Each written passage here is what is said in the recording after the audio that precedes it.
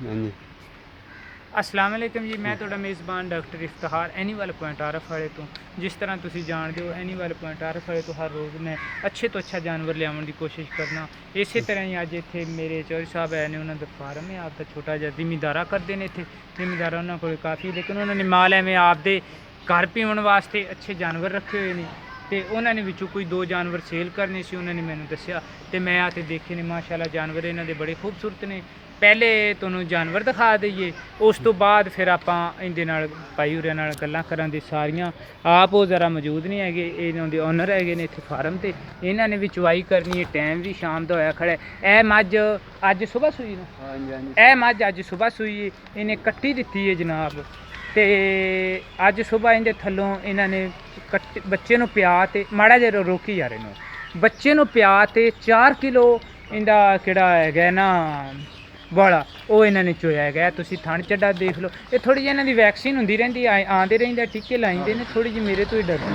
ਦੂਸਰੀ ਝੋਟੀ ਕਿਹੜੀ? ਅੱਛਾ, ਦੋਵੇਂ ਹੀ ਅੰਦਰ ਗਈਆਂ। ਮਾੜਾ ਜਿਹਾ ਰੋਕ ਯਾਰ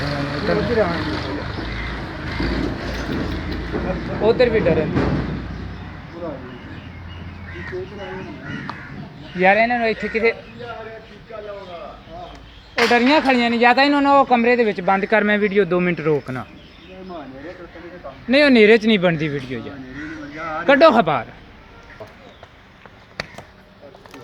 ਇਹ ਜਨਾਬ ਇਹਨਾਂ ਦੀ ਝੋਟੀ, ਕਿਹੜੀ ਦੂਜਾ ਸੂਆ ਸੂਈ।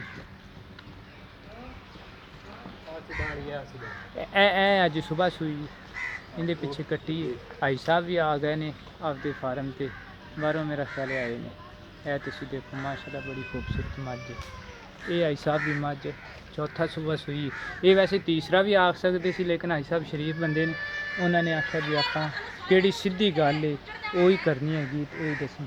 ਇਹ ਦੂਸਰੀ ਝੋਟੀ ਹੋਏ ਨਾ, ਭਾਈ ਸਾਹਿਬ ਦੋਵਾਂ ਦੇ ਪਿੱਛੇ ਕੱਟੀਆਂ ਹੈਗੀਆਂ ਨੇ।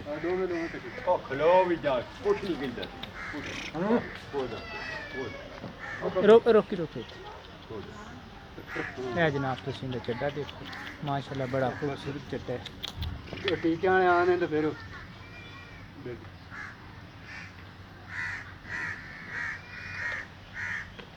ਇਹ ਦੂਸਰਾ ਸੂਆ ਸੂਈ ਹੈ।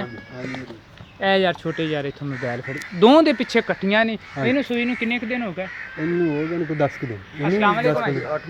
8 10 हाँ ਅੱਛਾ 8 ਦਿਨ ਹੋ ਗਏ। हाँ जी।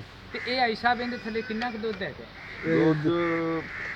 बच्चे ने प्यार थे 2-2.5 ਸਿਰ ਹੁਣ ਹੋਏਗਾ, ਹੁਣ ਚੋਵਾਂਗੇ ਤੇ ਅੱਧਾ ਕੱਟੇ ਦਾ ਅੱਧਾ। ਅੱਛਾ ਅੱਧਾ ਦੁੱਧ। ਤੇ ਇਹਦੀ ਕਿਹੜੀ ਤੁਸੀਂ ਫਾਈਨਲ ਪੈਸੇ? ਇਹ 2 ਪੂਰਾ 2। ਅੱਛਾ ਪੂਰਾ ਦੋ। ਹਾਂ, ਤੇ ਆਈ ਸਾਹਿਬ ਕਿਹੜੀ ਅੱਜ ਸਵੇਰ ਸੂਈ ਹੈਗੀ? ਇਹਦਾ ਪੂਰਾ 2.5, ਇਹ ਤੋਂ ਆਨਾ ਨਹੀਂ ਕਰ। ਅੱਛਾ, ਹਾਂ, ਤੇ ਇਹਦੇ ਥੱਲੇ ਅੱਜ ਸਵੇਰ ਤੁਸੀਂ ਕਿੰਨਾ ਦੁੱਧ ਚੋਇਆ? ਇਹਨੇ ਚੋਇਆ ਮੈਂ ਕਿੰਨਾ ਚੋਇਆ? 4 किलो। 4 ਕਿਲੋ। ਇਹ ਆਈ ਸਾਹਿਬ ਦੀਆਂ ਤੁਸੀਂ ਗੱਲਾਂ ਸੁਣ ਲਈਆਂ ਨੇ, ਸਿੱਧੀ ਕਿਹੜੀ ਗੱਲ ਏ ਉਹੀ ਆਈ ਸਾਹਿਬ ਨੇ। ਤੇ ਆਈ ਸਾਹਿਬ ਪਿਛਲੇ ਸੂਏ ਇਹਨਾਂ ਦੇ ਥਣ ਥੋਣ ਕੋਈ ਮਸਲਾ? ਕੋਈ ਮਸਲਾ नहीं। ਨਹੀਂ, ਅੱਛਾ, ਇਹ ਤੇ ਹੈ ਹੀ ਨਹੀਂ ਨਾ ਮਸਲਾ। ਆਈ ਸਾਹਿਬ ਹੋਰਾਂ ਦੀ ਮੱਝ ਦੇ ਕਿਹੜੀ ਨਸਲ ਹੈ ਉਹ ਵੀ ਬੜੀ ਅੱਛੀ ਹੈ। ਇਹਨਾਂ ਨੇ ਸ਼ੌਕ ਵਾਸਤੇ, ਆਪਦੇ ਪੀਵਣ ਵਾਸਤੇ ਇਹਨਾਂ ਨੇ ਰੱਖੀਆਂ ਹੈਗੀਆਂ ਨੇ, ਤੇ ਕੋਈ ਵਪਾਰ ਵਪੂਰ ਵਾਲਾ ਇਹੋ ਜਿਹਾ ਸਿਸਟਮ ਨਹੀਂ ਹੈਗਾ। ਤੇ ਤੁਸੀਂ ਅਸਲ ਤੈਨੂੰ ਮੈਂ ਦੱਸਾਂ, ਹੁਣ ਇਹ ਇੱਕ ਉਹ ਹੋ ਰਿਹਾ ਇੱਥੇ ਖੜੀ ਹੋਣੀ, ਉਹ ਕਿੱਥੇ ਆ? ਉਹ ਪਰਲੇ ਪਾਸੇ ਗਈ। ओ वड्डी में ਸਵੇਰੇ ਪਾਸੋਂ ਸ਼ੂ ਕਰੀ ओ वड्डी। ਅੱਛਾ, ਇੱਕ ਅੱਗੇ ਅੱਛਾ 2 ਗਾਈਆਂ ਨੇ ਵੇਲੀਆਂ, ਇੱਕ ਉਹ ਗਾਂ ਉਹ ਹੀ ਹਫਤੇ ਨੂੰ ਸ਼ੂ ਕਰੀ। ਨਹੀਂ। ਇਹ ਸਾਰਾ ਸੂਆ ਇਕੱਠਾ ਹੁੰਦਾ ਹੋਰ ਵੀ ਤੁਸੀਂ ਕੋਈ ਜਾਨਵਰ ਸੇਲ ਕਰੋ ਜਾਂ ਬਸ ਫਿਲਹਾਲ ਇਹ? ਫਿਲਹਾਲ ਇਹ। ਅੱਛਾ। ਅੱਛਾ, ਇੱਕ ਮਿੰਟ ਤੁਹਾਡੇ ਨਾਲ ਬਸ, ਤੁਸੀਂ ਸਾਡੇ ਨਾਲ ਰਾਬਤਾ ਕਰੋ 0346 87 87 250। ਐਨੀਮਲ ਪੁਆਇੰਟ ਆਰਫ ਵਾਲੇ ਨੂੰ ਜ਼ਿਆਦਾ ਤੋਂ ਜ਼ਿਆਦਾ ਤੁਸੀਂ ਸਬਸਕ੍ਰਾਈਬ ਕਰੋ, ਬੈਲ ਆਈਕਨ ਦਾ ਬਟਨ ਜ਼ਰੂਰ ਦਬਾਉਂਦੇ ਰਹੋ, ਕਿਉਂਕਿ ਹਰ ਨਵੀਂ ਆਉਣ ਵਾਲੀ ਵੀਡੀਓ ਦਾ ਤੁਹਾਨੂੰ